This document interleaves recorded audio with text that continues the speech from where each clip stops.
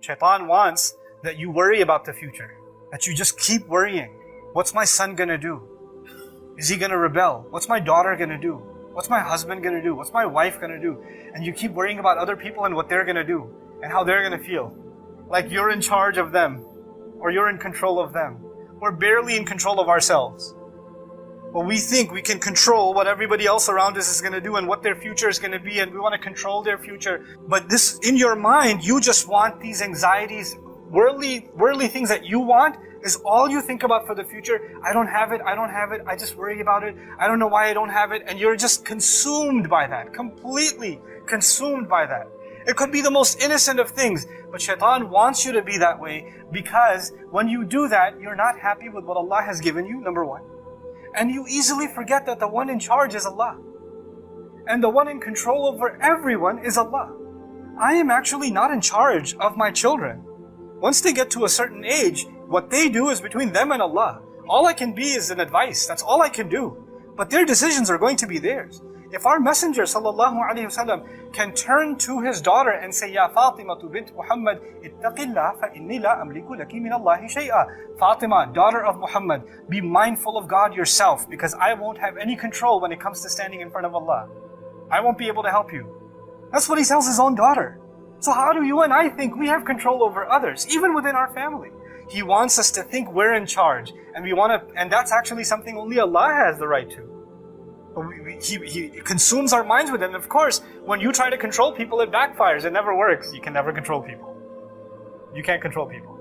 And when you can't control people, you get even more anxious. You get, negative constantly. And when you become negative constantly, it's impossible for you to be grateful. Look at how the ayah is going to end. وَلَا تَجِدُ أَكْثَرَهُمْ شَاكِرِينَ. You're not going to find most of them grateful, because they're going to be negative all the time. They're going to be anxious about the future all the time. What's going to happen to my job? What's going to happen with my money? Where's this going to come from? Where's that going to come from? What's going to happen to the health? What's going to happen to the kids? What's going to happen to this or that or the other? What if they find out? What if this happens? What if this one says this? What if that one does that? And you're just so overwhelmed by these petty things that you forget that Allah controls the future.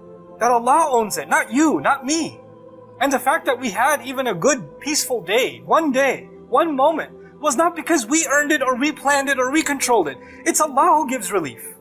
Every single day, that's Allah who gives relief.